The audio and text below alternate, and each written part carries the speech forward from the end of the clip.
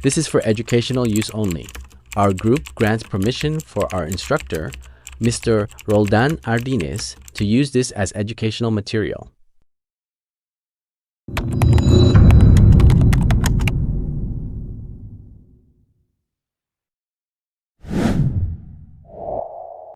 This presentation aims to explain how the self is understood from different psychological perspectives, compare these views, and encourage critical reflection by developing a personal theory of self. So what is the self in psychology? Self is a central concept in psychology, referring to an individual's awareness of their own identity, including thoughts, feelings, beliefs, and social rules. Studying the self is important because it helps psychologists understand behavior, motivation, and emotional responses, as well as how individuals perceive themselves and interact with others in social contexts. Different psychological perspectives, such as psychoanalytic, humanistic, cognitive, and social approaches, offer insights into how the self develops, influences mental health, and shapes personal growth and well being. Exploring the self allows psychologists to examine the foundation of human experience, guide interventions, promoting self understanding, and enhancing relationship and overall psychological functioning. Self-concept is the understanding and perception that individuals have about themselves, including their identity, abilities, and personal worth. It is shaped by experiences, social interactions, and feedback from others. Self-concept influences how people think, feel, and behave in different situations, affecting confidence, motivation, and decision-making. It is not fixed but can change over time as individuals gain new experiences and perspectives. A positive self-concept can lead to greater self-esteem and resilience, while a negative self-concept may create self-doubt and limit personal growth. The self is a complex concept encompassing an individual's identity, the understanding of oneself in relation to social, cultural, and personal context.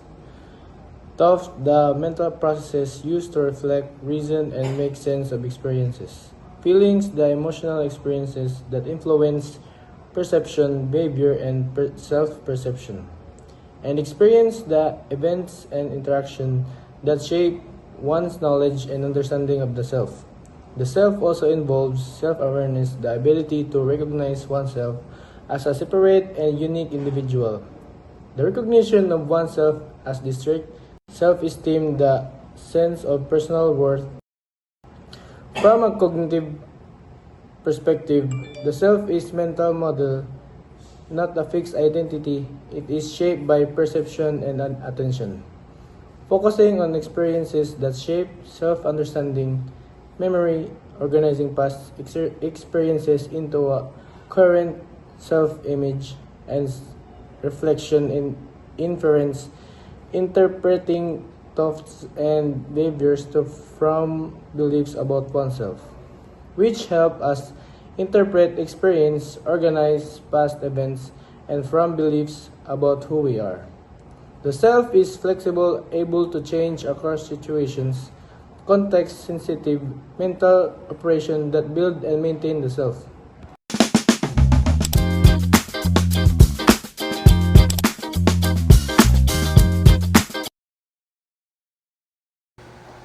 William James, the I Self and Me Self. So, who is William James?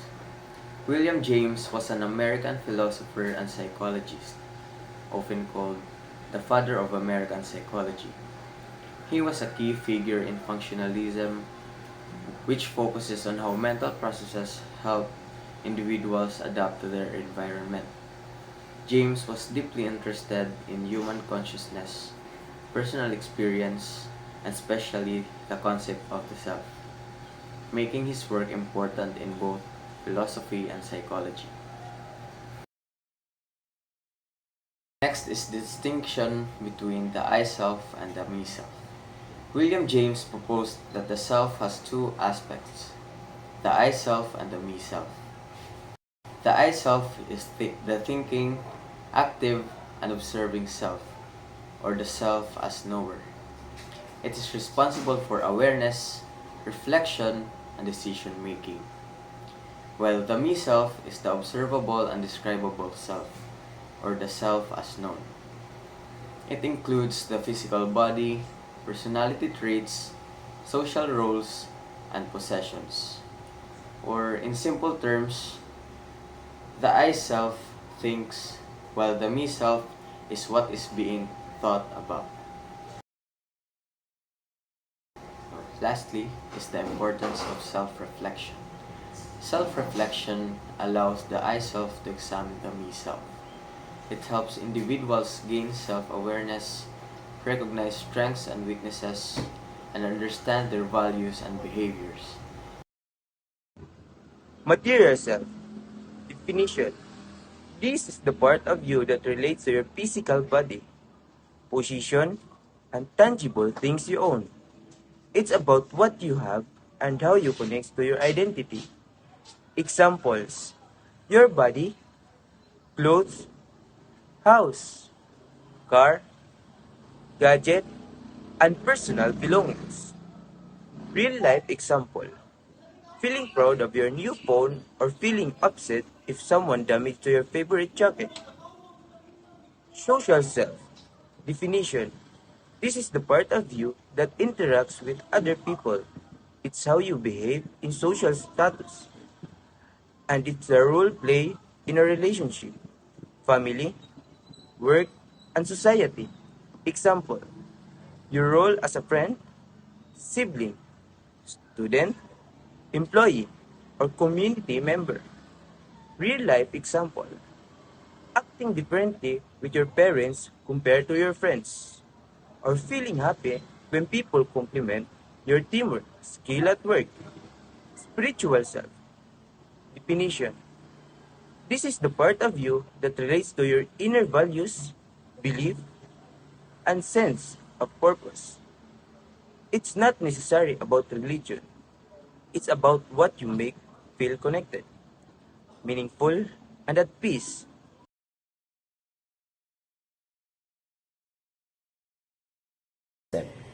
The global self concept refers to a broad, overall sense of who a person is. It's a general evaluation of the self across many situations, emphasizing the core traits and stable self perceptions rather than specific contexts. It answers like who am I generally, or am I good person, tends to be stable over time and consistent across situation. For example, someone might describe themselves globally as friendly or intelligent. A student may think, I'm a capable person, regardless of whether they ace a test or failed one. Differentiated self-concept. The differentiated self-concept views the self as multifaceted, consisting of a different self-perceptions in specific domains or roles. It emphasizes that people may see themselves differently in different contexts. Answers like, who am I at school? Or who am I with friends? Recognizes that self-concept can change depending on the situation, role, or social environment. For example, a person may see themselves as work, shy with strangers, or playful with family. A student might feel competent academically but awkward socially. Real self.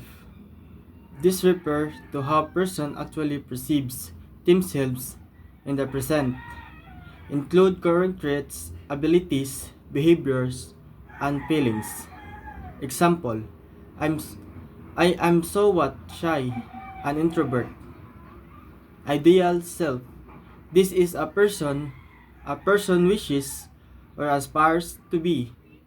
Represents goals, ambitions, or standards one one want to achieve. Example: I want to be outgoing and confident in a social situation. Physiological perspectives represent the self as a different ways. The biological perspective views the self as a based on genetics and brain processes enhancing stability. The physiognomic perspective sees the self as shaped by early experience and unconscious processing, while the humanistic perspective focuses on conscious self-experience and personal growth. The social cognitive perspective enhances that the self is a form through social interaction and learning, showing that both internal and external influence shape the self. The self-development across the lifespan through the interaction of biological, social, and cognitive influence in adulthood. The self becomes more stable but continues to change through self-reflection and personal growth, demonstrating the self is dynamic, not fixed. The self is a complex and dynamic part of who we are, shaped by our thoughts, experience, relationships, and social interactions. Psychological perspective help us understanding this complexity in different ways. William James, myself, show how we are reflect on ourselves and we divided identity into materials, social, and spiritual parts. Global differentiation created models highlights whether we see ourselves as a single unified self or as a multiple context specific selves.